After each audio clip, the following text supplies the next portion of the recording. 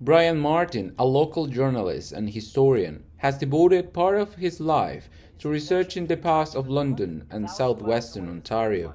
In his latest book called From Underground Railroad to Rebel Refuge, Canada and the Civil War, Martin lays bare the connections between Canada and the American Civil War.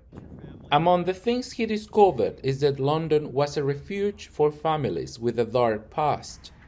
In Woodland Cemetery, we can find two families who came from Charlestown, South Carolina. The Manigault and Massick families are buried in an area of the cemetery called Billionaires Row, where wealthy families of great importance in London are also buried.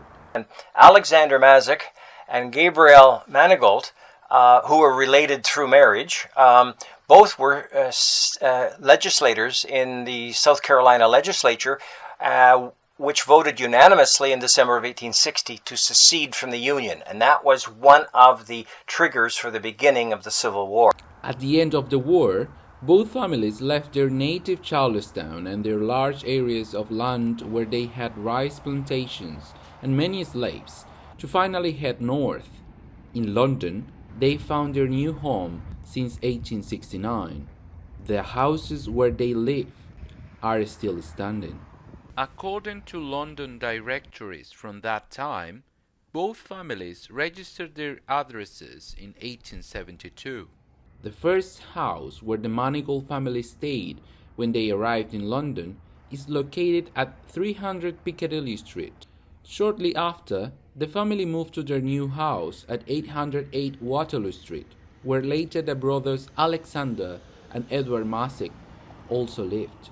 Gabriel Manigault also wrote books while living here in London. Gabriel Manigault, while he's here, wrote two books, one published in London, one published in the States, which were defenses of the South and which defended slavery and said only white people can farm. It was terrible racist stuff. So the people in London that they were hobnobbing with must have known about their attitudes, and yet they're still buried in Millionaires Row alongside the prominent families. So, although there is no literal evidence connecting the Manigaults and the Massicks with well-known families like the Harris family of Eldon House, the oldest house in London, or the Labatt family, known for their brewing company until now, we could still think that both families were accepted into society and therefore were buried in the same area as these distinguished families. The fact that they're here buried in Millionaires Row alongside them, the most prominent people in London,